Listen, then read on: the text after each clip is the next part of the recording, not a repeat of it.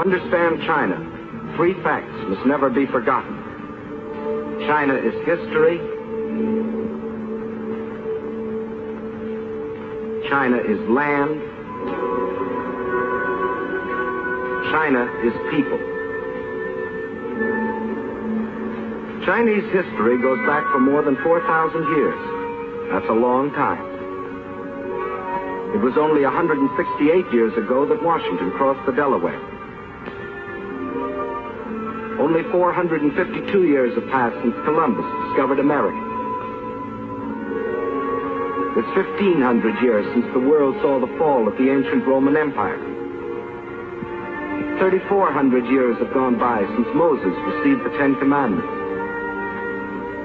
3,700 years have passed since the pyramids were built. But more than 4,000 years ago, the Chinese Empire was already in existence. And more important, so was the Chinese civilization, a civilization of art and learning and peace.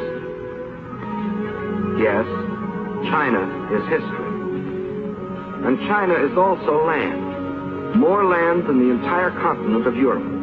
A third larger than the United States, and rich in raw materials. This vast area consists of China proper and 4 outer provinces. To the north is Manchuria, huge and desolate, but abounding in raw materials. Next to Manchuria are Mongolia and Xinjiang.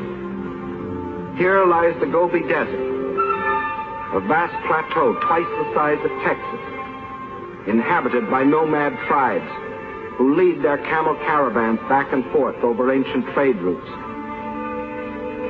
To the west is Tibet, the icy roof of the world, its borders encompassing the eastern end of the Himalayan mountains, the mystery land that few have entered. And from these vast mountains of the west rise the 3 great rivers which are China's lifeblood. The northernmost of these is the Huanghe, the Yellow River, often known as China's sorrow because of its frequent flooding.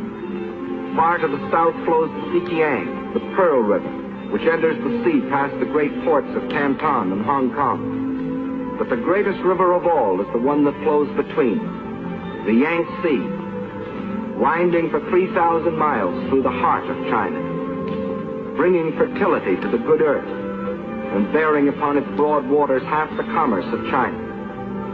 Yes, China is land, next to Russia, the largest country in the world. But most important, China is people, 450 million of them.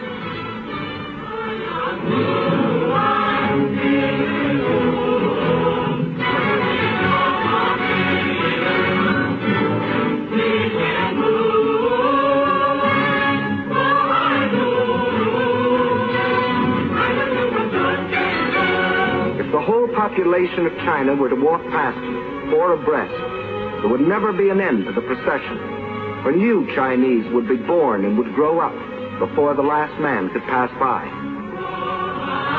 Of every 5 persons on the face of the earth, 1 is a Chinese.